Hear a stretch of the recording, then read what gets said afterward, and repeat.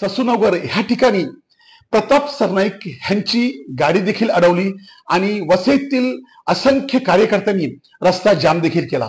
ह्या सर्व बाबीबद्दल बोलण्यासाठी आज आपण विजय शेठ पाटील यांच्याशी बोलण्यासाठी आलेलो आहोत. साहेब नमस्कार. नमस्कार साहेब, आज जे काही तुम्ही आंदोलन केलेलं त्याचं मुख्य कारण काय? नाही, आज आंदोलन जे केलं ते आम्हाला एक बातमी लीक झाली की माननीय मंत्री महोदय प्रताप सरनाईक यांनी दैसर चेकनाक्याचा टोल हटवून काश्मीराच्या त्या चढणीच्या भागामध्ये शिफ्ट करणार होते. मध्ये ते त्यांचे प्रोग्राम चालू होते, पण तिथे काहीतरी त्यांचं अडचण निर्माण झाल्या आणि त्यांनी जनतेला प्रॉमिस केलं होतं की मी चेकनाका ते काश्मीरातनं लोकांना रिलीफ दे. मग त्यांनी त्यांची जबान पूर्ण करण्यासाठी आमचा विभाग निवडला आणि आज आपल्या नायगाव पोलीस स्टेशनला सुद्धा उशिरा माहिती पडलं की मंत्री महोदय आज आपल्या भागामध्ये येणार आहेत. पण आम्हाला ती गोष्ट लीक झाली आणि आम्ही तिथे पूर्वतयारी एक तासामध्ये करून आमचे गावकरी वगैरे सगळे जमले आणि ससूपाडा येथे त्यांची ताफा आल्यानंतर आम्ही त्यांच्या पाठोपाठ लगेच तिथे पोचलो आणि त्यांनी जसे थांबले तसे आमच्या लोकांनी तिथे त्यांना विरोध करायच्या घोषणा करायला सुरुवात केली. कारण हा प्रश्न होता तो आम्ही त्यांना कुठे जात होते आणि रस्त्यात अडवलं हा भाग नाहीये. ते खास टोलचं नियोजन करण्यासाठी आले होते आणि त्याच्यामध्ये NHI चे चीफ प्रतिनिधी चिटणीस साहेब होते आणि त्यांचे लोक होते. त्याच्यानंतर आम्हाला चीड आली की तिथे खानोळ्याचा टोल चालू आहे, इथे रस्त्याची दुर्दशा आहे आणि परत आम्ही इतक्या वर्ष ट्रॉफिकचा भाग बघतो, आता कुठे जरा रिलीफ झालेला आहे आणि परत जर टोल तिथे आणला तर तिथे NHI ची जागा किती राहिलेली आहे? फक्त या बाजूला 25 फूट असेल, एका बाजूला 25 फूट. मग तो जो 3 वे रोड आहे म्हणजे 6 वे रोड आहे, तर त्याच्यामध्ये तुम्ही तिथे केबिन लावून तो रस्ता तरी पास व्हायला राहणार आहे का? म्हणजे एक ते परत आमचे ते ट्रॅफिकचे हाल सुरू होणार आणि त्यांना ऍक्च्युली खानिवडा टोल जो आहे त्या खानिवड्यापासून एका टोल पासून कमीत कमी 35 किलोमीटर ते 60 किलोमीटरच्या आतमध्ये दुसरा टोल बसवायचा नसतो. मग हा नियम धाब्यावर तोडून ही जागा जी निवडली ही एक प्रकारे त्यांची मनमानीच झालेली आहे. पण आम्हाला एक कल्पना आहे की बराच उद्रेक होणार होता आणि आम्ही अधिकाऱ्यांची उद्रेक केला. पण प्रताप सरनाईक हे साहेब ग्राउंड लेवलनी आमदार बनलेत, आता मिनिस्टर बनलेत. सिनियर त्यांचे एकनाथजी शिंदे साहेब आहेत डेप्युटी CM, ते ग्राउंड लेवलना वरती आलेले आहेत आणि त्याच्यामुळे आम्हाला जरा आम्ही लोकांना मग शांत केले. पण उग्रत काय करत मग त्यांनी सांगितलं की मंगळवारी आपण मंत्रालयामध्ये मिटिंग लावू आणि याचं तुमचं जे काय व्यथा आहे ती मांडून त्याप्रमाणे निर्णय घेऊ. साहेब, निर्णय इथे आज एकच होणार की इथे कुठल्या पण भागामध्ये आमचा टोल आम्ही बसवून देणार नाहीये. आणि तुम्हाला त्या टायमाला तुम्हाला कल्पना आहे की विरारला त्यांनी लोकशाही दिन घेतला होता. त्या दिवशी मी आमच्या ग्रामपंचायती त्या पेसामध्ये आहेत हा महानगरपालिकेची आयुक्तांनी ताब्यात नाही दिली आणि कलेक्टर साहेबांना पण आम्ही त्या टायमाला निवेदन केलं की याच्यामध्ये 13 ग्रामपंचायती पेसा आहेत आणि 13 ग्रामपंचायती यांना केंद्र सरकारने हा विधायक हक्क दिलेला आहे, घटनात्मक हक्क दिलाय. त्या ग्रामपंचायती जर कन्वर्ट करायचे असतील तर माननीय राष्ट्रपतीकडनं ते करून घ्यावं लागतं, त्या संसदमध्ये तो कायदा पास करून घ्यावा लागतो. ते न करता तुम्ही परत आमची गावं जी घेण्याची प्रोव्हिजन चालू केलेली आहे तर कुठेतरी ही संविधानाची म्हणजे पायमल्ली आहे. तर त्याच्याकरता तुम्ही करू नका. तेव्हा त्यांनी मला पण मंत्रालयामध्ये शिंदे साहेबांना भेटायचं दिलं. आम्ही शिंदे साहेबांना भेटलो. त्यांच्या सांगितलं की माझ्या PA कडे समजावं, त्यांना कागदपत्र द्या. ते आम्ही दिलेली आहेत.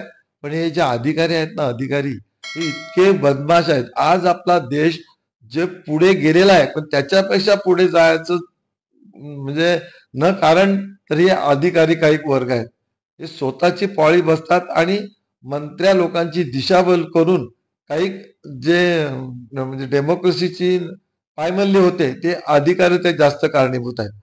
हा अनिल कुमार त्यातलाच बदमाश आता आमच्याकडे एवढी इनलिगल हॉटेल बनलीत, त्याचे त्याला मलवा खायचा होता. बऱ्याच या 29 गावांमध्ये इनलिगल बनली की त्यांना पैसे मिळत होते, त्याच्याकरता यांनी राखून ठेवले. हे मंत्री लोकांना माहिती नाही, पण मंत्री लोकांना माहिती आहे की आम्ही इकडचे नागरिक आहोत, आम्ही पण मोठे कार्यकर्ते आहेत, आम्ही पण आमदारकीसाठी उभे राहिलेलो आहे. मी तर माझं कुठेतरी जे लोकांकडची जी तळमळ आहे ती त्यांनी ऐकून घ्यायला पाहिजे ना.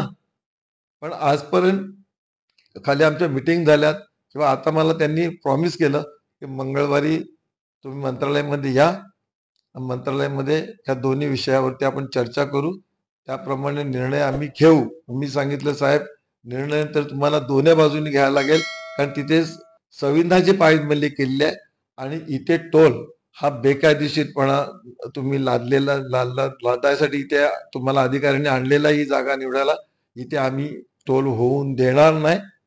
ही काळ्या दगडावरची रेख आहे आणि संविधानाने दिलेला हक्क पेसा ग्रामपंचायतीचा तो आम्ही घेणार. त्याच्याकरता आम्ही माननीय हायकोर्टामध्ये काल सुद्धा आमचं हेअरिंग झालं आणि ते हेअरिंग मध्ये माननीय जस्टिस साहेब, चीफ जस्टिस साहेब यांनी आमचं चांगल्या रीतीने ऐकून घेतलेलं आहे. नक्कीच माननीय कोर्टामध्ये आम्हाला या 2 दिवसांमध्ये कुठेतरी चांगल्या टाईपचं रिलीफ मिळेल ही आम्ही आशा आहे. पण मंगळवारी आमचं ऐकून घेतलं तर दोन्ही हे नेते आहेत, हे ग्राउंड लेवलचे ऐकणारे आहेत, ग्राउंड लेवलला वरती आले आहेत, ग्राउंड लेवलच्या लोकांची जाण त्यांना आहे, एक जाणते राजासारखे त्यांचं कार्य आहे.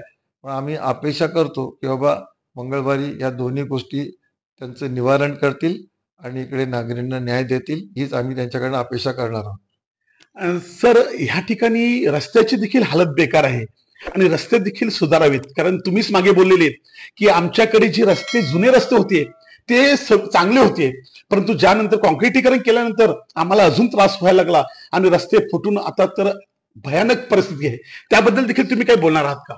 तुमचं बोलणं बरोबर आहे. त्या टायमाला जेव्हा नियोजन चालू झालं तर तुम्हाला कम नाही, सन्माननीय गावित साहेब तेव्हा खासदार होते, त्या टायमाला त्यांनी सुद्धा आमच्या मागणीला न्याय दिला आणि पोलीस आयुक्त मधुकर पांडेजी हे आयुक्त होते, त्यांच्याकडे सगळ्या स्टाफची म्हणजे NHI असेल, तहसीलदार असतील, इकडचे प्रांत साहेब असतील, सगळ्यांचे कलेक्टर साहेबांकडे माणसं आली होती.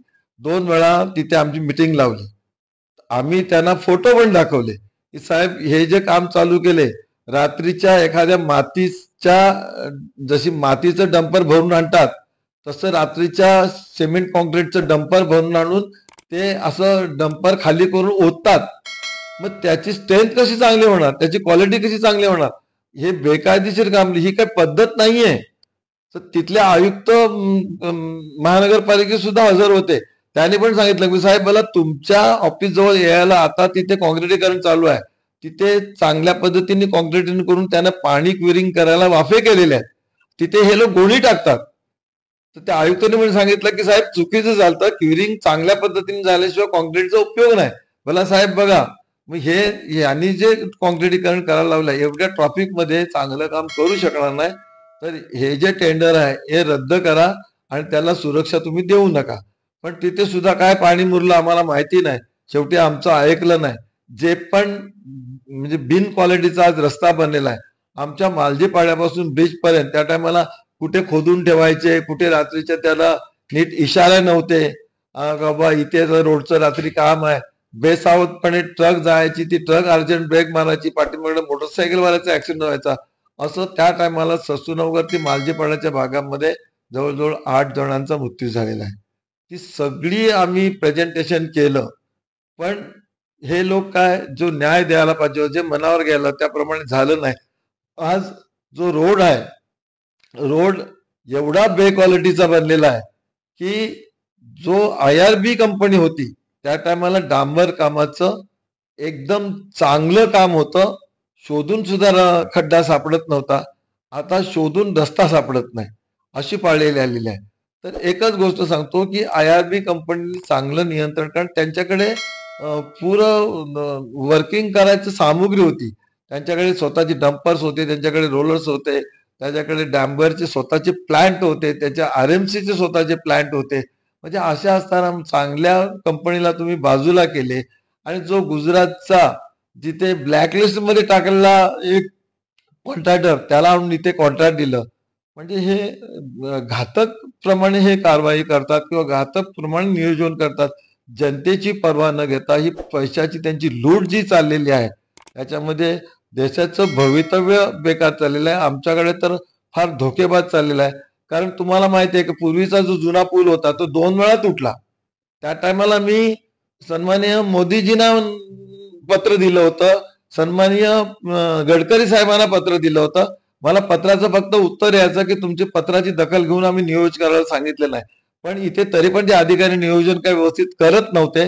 मी त्या टायमाला आणि आमचे ऍडव्होकेट जिमी साहेब यांनी आम्ही दोघांनी NHI वरती IR वरती टायमाला PL दाखल केली माननीय हायकोर्टामध्ये.